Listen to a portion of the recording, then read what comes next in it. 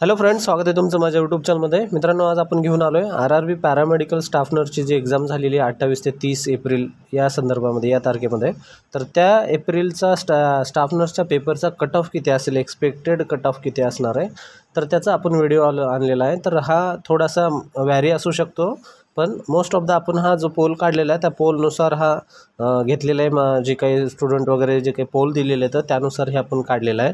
तर पहा, याच्यामध्ये पूर्ण व्हिडिओ पहा. जर व्हिडिओ आवडला तर व्हिडिओला लाईक करा. चॅनलला जर नवीन असताल तर चॅनलला सबस्क्राईब करायला पण विसरू नका. तर ही एक्झाम होती याची RRBची पॅरामेडिकल स्टाफ नर्सची. याची वॅकन्सी जी होती ही 1375ची वॅकन्सी होती. त्यानंतर याची एक्झाम जी झाली होती ही एक्झाम पहा एप्रिलमध्ये झाली होती. 28 ते 30 या एप्रिलमध्ये या तारखेमध्ये झाली होती. 3 दिवसामध्ये एक्झाम कंडक्ट केली होती आणि शिफ्टमध्ये ही एक्झाम झाली होती. त्यानंतर तुम्हाला ही वेबसाईट जी आहे या वेबसाईटवर पूर्ण अपडेट वगैरे भेटून जाईल तुम्हाला. rrbapply.government.in ह्या वेबसाईटवर तुम्हाला सगळी माहिती याची भेटून जाईल मित्रांनो. त्यानंतर याच्यामध्ये रिझल्ट, आता जे कोणी एक्झाम दिलेलं आहे त्यांना रिझल्टची वाट पाहतच असतात. तर पहा, रिझल्ट हे मिनिमम 30 दिवस तर याच्यामध्ये नक्की लागणार आहेत. कारण जेव्हा 2019ला पण रिझल्ट एक्झाम झाली होती तेव्हा पण जवळपास याच्या रेंजमध्येच रिझल्ट लागला होता मित्रांनो. तर 30 दिवस सगळ्यांनी धरून चला, 30 दिवसाच्या जवळपास हा रिझल्ट लागणार आहे. त्यानंतर याचं ॲव्हरेज अटेम्प्ट जर जे झालेलं आहे तर पहा, जे कोणी एक्झाम दिलेलं आहे प्रत्येक एक्झाममध्ये हे 100 MCQ होते. तर 100 MCQ मधील जवळपास हे 70 किंवा 80 एवढ्याच याच्यामध्ये अटेम्प्ट केलेले आहेत. जे कोणी आपले स्टुडंट आहेत त्यांनी असा रेफरन्स दिला की जवळपास 70 ते 80% आम्ही एक्झाम अटेम्प्ट केलेले आहेत सर. कारण याच्यामध्ये निगेटिव्ह मार्किंग असल्यामुळं सगळे जे क्वेश्चन येत नाहीत तसे क्वेश्चन विद्यार्थ्यांनी सोडून दिलेले आहेत. तर जवळपास हे ॲव्हरेज अटेम्प्ट हे 70% झालेलं आहे आणि पुढचे जे 20-30% आहेत हे बरेच जणांनी स्किप केलेलं आहे. तर ही झाली जनरल माहिती. त्यानंतर पहा, व्हिडिओ पाहू आपण पूर्ण स्टाफ नर्सचा. पहा, पोस्ट नेम, कॅटेगरी आणि एक्सपेक्टेड कट ऑफ आहे. हा जो एक्सपेक्टेड कट ऑफ आहे घेतलेला आहे, हा कट ऑफ हे आपल्या स्टुडंटच्या पोलनुसार घेतलेला आहे, स्टुडंटच्या. तर याच्यामध्ये थोडंफार व्हॅरी असू शकते आणि आपण रेफरन्स घेतलेला आहे.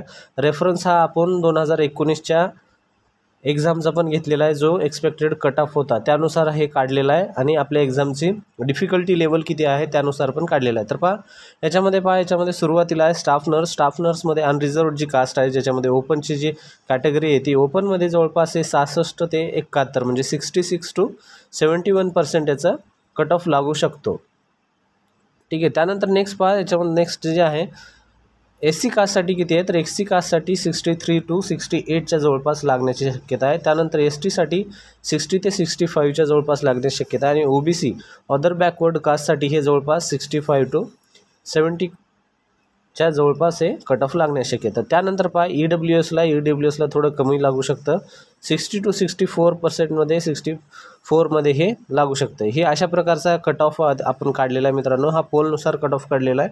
तर पहा, मागच्या 2019मध्ये पण असाच कट ऑफ होता, याच्यात थोडासा कमी जास्त होता पण अशाच रेंजमध्ये होता. तर पहा, परत एकदा सांगतो तुम्हाला, अनरिझर्व कास्ट आणि SC caste, ST caste, OBC आणि EWS या सगळ्यांचा जो कट ऑफ असणार आहे, या सगळ्यांचा 60 ते 70 किंवा 75च्या मध्येच असणार आहे. याच्या पुढे पण जाणार नाही, कमी पण होणार नाही. पण हे आपला एक अंदाज आहे मित्रांनो. हे म्हणजे असंच होईल असं पण काही याचं हे नाही आहे, पण हे आपला एक अंदाज आहे. पण या रेंजमध्ये येण्याची शक्यता असणार आहे. जे कोणी एक्झाम दिले त्यांनी व्हिडिओ पूर्ण पहा. व्हिडिओ पाहिल्यानंतरच तुम्हाला कळेल की तुमचे किती अटेम्प्ट झाले तर तुम्ही कितीमध्ये तुम्ही बसू शकता. त्यानंतर नेक्स्ट फार्मसिस्टचे जे कोणी असतील त्यांच्यासाठी पण आपण आणलेलं आहे.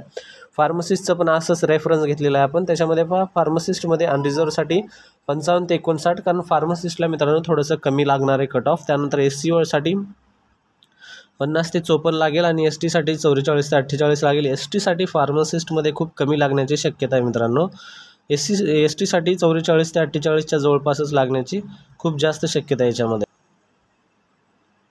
त्यानंतर नेक्स्ट आहे OBC मध्ये जे कोणी असतील त्यांच्यासाठी फार्मसिस्टमध्ये जवळपास 54 ते 58 याच्यामध्ये कट ऑफ लागू शकतो पर्सेंटेजचा. त्यानंतर आहे EWS जे कोणी असेल त्यांच्यासाठी असणार आहे 62 to 50%, म्हणजे जवळपास 62 ते 50च्या जवळपास यांचा कट ऑफ असेल. तर अशा प्रकारे हा पूर्ण व्हिडिओ आहे मित्रांनो. जे कोणी RRBचं पॅरामेडिकलचं एक्झाम दिली असेल, तो फार्मसिस्ट असेल किंवा स्टाफ नर्स असेल, त्यांच्यासाठी महत्त्वाची बातमी आहे. जर त्यांना माहीत नसेल तर कट ऑफ किती लागू शकतो तर त्यांना हा व्हिडिओ पाठवा, त्यांना एक अंदाज येऊन जाईल याच्यामध्ये कट ऑफमध्ये व्हॅरी होऊ शकतात मार्क, एक्झॅक्टली असेच नसणार आहेत मार्क, पण हे एक ॲव्हरेज अशा प्रकारचे असणार आहेत. तर तुम्हाला जर तुम्ही एक तुमचं एनलिस्ट केलेलं असेल, अंदाज तुम्हाला किती पडतील असं जर वाटत असेल तर यानुसार तुम्ही समजून घ्या तुम्हाला किती पडतील आणि कट ऑफ तुम्ही याच्यामध्ये बसू शकता का नाही बसणार. आणि शेवटी डिस्क्लेमर असं देतो, this data generated from the student poll those who given the exam. मित्रांनो, त्यानंतर व्हिडिओ जर आवडला तर व्हिडिओला नक्की लाईक करा. चॅनलला जर नवीन असताल तर सबस्क्राईब करा. आणि जर तुमचं जे कोणी मित्र कलीग वगैरे असतील ज्यांनी ही एक्झाम दिलेली आहे त्यांना पण हे व्हिडिओ पाठवून द्या, जेणेकरून त्यांना ही माहिती भेटून जाईल. धन्यवाद मित्रांनो.